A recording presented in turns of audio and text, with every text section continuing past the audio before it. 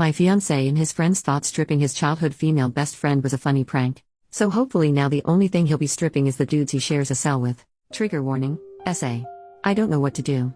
My 28 female fiance Alex, 28 male, has a best friend named Danny, 28 female, and they've been best friends since they were 4. She's not like the usual Reddit BFF. She's a lovely sweet person who has never crossed boundaries with Alex or their 2 other friends Marcus and Daniel. The 4 are very close. Danny is gay and always was. She is very much a woman but likes to dress in jeans and t-shirts and not in any feminine clothing. She is lean, tall, has short hair, and is just one of the boys in a lot of ways. This weekend was Alex's bachelor party. All 4 plus 2 other of Alex's friends went along. It was to a coastal town that's well known for hosting bachelor and bachelorette parties, but there's no strip club or anything. They stayed in an Airbnb and have scuba diving and kayaking planned. First night went okay, dinner, then nightclub, then home. Last night was the issue. They did the nightclub and headed back to the house. Marcus and Daniel, who are both single, brought back 2 girls from the nightclub and got busy in their bedrooms. The rest were drinking in the living room, but things got a bit loud and the 2 friends started complaining that they didn't get to go to a strip club and never got to see TTS and ass. They were blaming their wives and calling them names. Danny told them to shush as it was ruining the mood, and they both thought it would be funny if they saw Danny's body exposed to make up for it. The thing is, Alex joined in and they stripped her. She was screaming loudly and Marcus and Daniel came running and rescued Danny and put her in the bedroom with the girls and had a fight with the 3 men. Daniel doesn't drink due to a chronic medical condition and the medication he is on. So they packed up and took Danny and the 2 girls and left the other 3. Danny was hysterical and Marcus wanted her to go to the police, but she wouldn't. She was afraid to go home, so they ended up dropping the girls off and taking Danny to her parents' house, which was an hour away.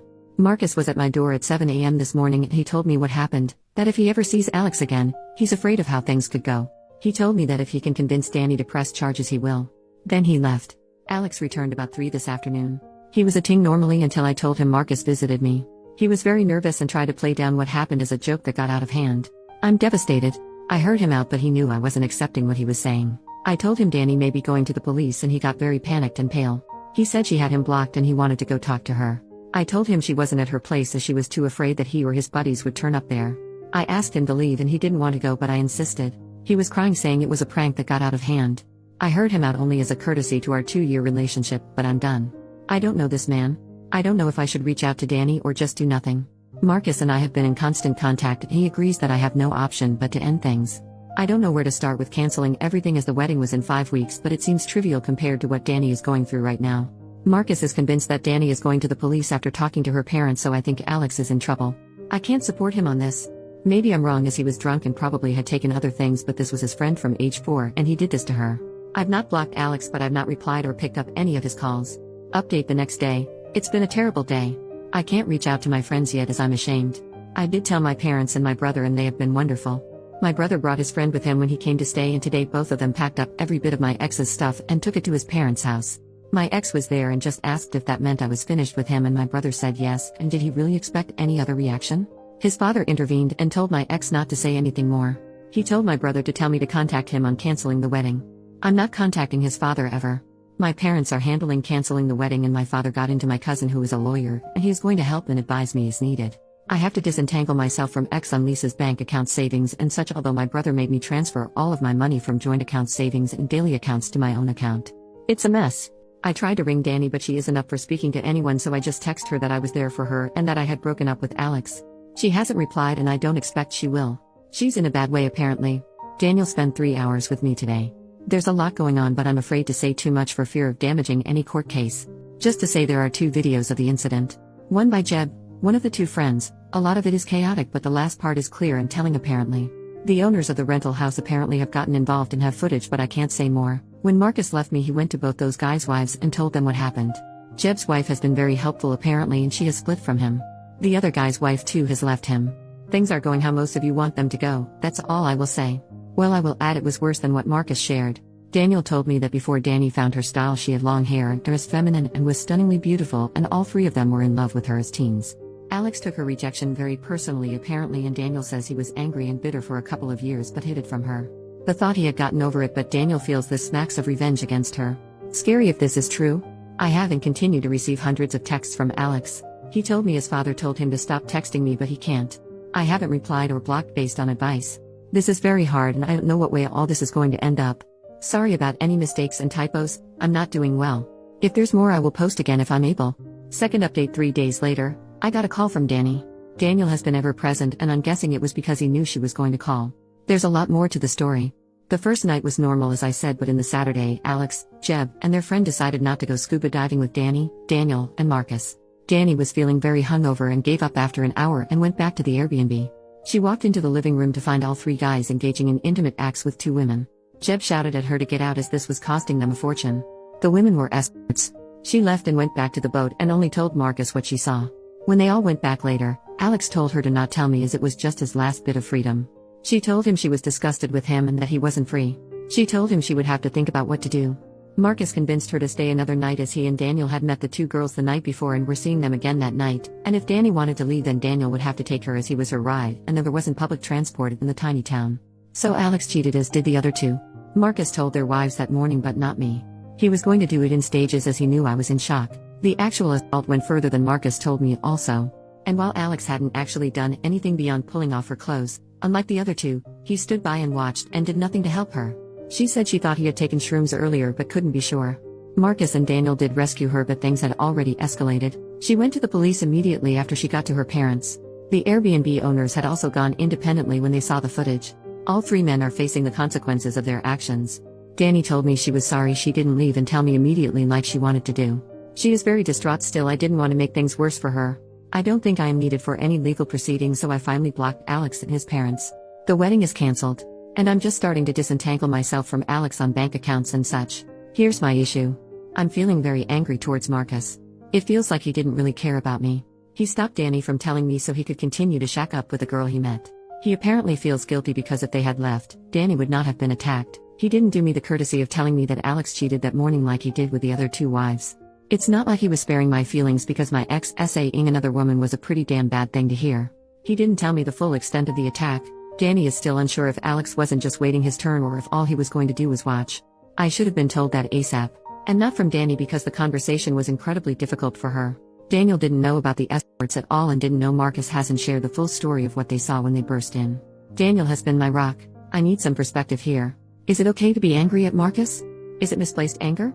I'm pretty angry at Alex though, and that's all I feel towards him. Can anyone give me a different perspective I'm missing? Marcus and I had been in constant contact. He's already back at work, so it was messages and texts and occasional calls. He actually visited last night but I didn't open the door to him. Daniel is saying whatever I feel right now is okay. But I think he's just placating me. I don't know who to trust anymore.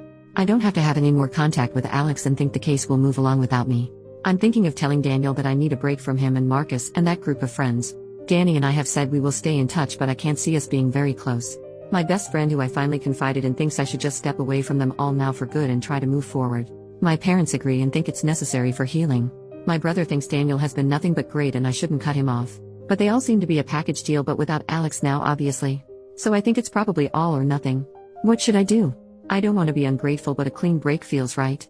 Third update 11 days later. I've been putting off writing this update, but I'm back because I need even more advice and an outside perspective. The comments have been pretty helpful so far. Thank you. It's long but I'll do my best to shorten it. First of all, Danny and I have bonded. She and I talk every day and message constantly. I didn't expect that, but it's truly wonderful. She says she needs a good straight friend right now. Just kidding, and honestly she is a great person and has been a huge support to me despite what she has been going through. I told her I posted here as I felt guilty as to tell my story I had to tell hers. She was okay with it. She is thinking of waiving her right to anonymity when the trial comes as she wants everyone to know she was SA'd and by who. Danny has quit her job, moved to her parents full-time and is in therapy. She's just about okay. Surviving still rather than living, but she is so strong and amazing. Justice moves slowly here, so there isn't too much of an update on the legal process. Marcus was told however that he would not face charges for assault for attacking the two actively attacking Danny. I went back to work and it was awful. I work for a tiny startup. Oscar who works there is friendly with Marcus and my brother. We are all into martial arts and attend the same dojo. So I'm getting a lot of pity. I'd have been okay with sympathy or empathy, but being pitied sucks. Still, it's better than being home all day doing nothing. Daniel gave me space as I asked, and he is truly a good guy. There is nothing romantic there at all though. I'm not in a fit state for anything like that and won't be for a very, very long time. He is just a good guy. No ulterior motives. We text a bit and he is in a lot of contact with Danny as well. I got a letter in the mail from Alex. He said he held out hope while I hadn't blocked him, but once I did he was distraught. He told me he doesn't want to freak me out by turning up in person, and I know that wouldn't look good for him anyway, but he just wanted to tell his side of the story. He said he was pressured into doing stuff with the escorts and he only got head.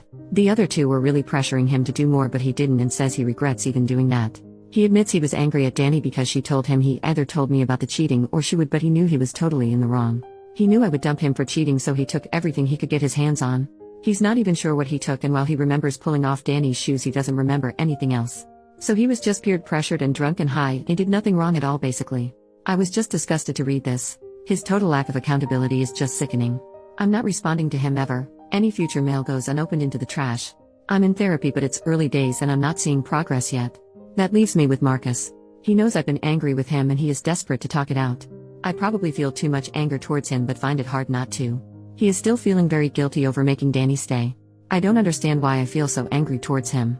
It's not on the level of anger I feel towards Alex by any means, but I'm still hesitant to talk to him. I think he made mistakes, but in my heart I know he was dealing with a lot that morning, but I just wouldn't have been there when Alex got home if I had known the truth. I feel Marcus should have told me everything, as I was the one who had to face Alex alone. I know I should hear him out, but I'm finding it very hard. How can I get past this? I want to clear the air with him even if we are never friends, and me cutting him out is really having a terrible effect on him. I know he rescued Danny and has been constantly checking up on her. I know he can be a good guy, but part of me feels he wasn't all good that weekend. I don't know. I haven't touched this in therapy as we are just starting and are talking about Alex. I need advice on how to deal with this. I wanted to give it some time, but Marcus' mental health is pretty poor, and maybe by not meeting him I am just making him worse. How can I find it in me to just bite the bullet and hear him out? Why am I so angry with him? How can I move past this? I don't want to be angry at him. I'm so exhausted from being angry at him and at Alex, and I want it to stop, at least towards Marcus. But it won't. Help. I'm visiting Danny for the weekend that should have been my wedding. We are going to have a LOTR's marathon and her mother is making a cheesecake. My own family have been wonderful in every way, but Danny is truly why I'm still standing.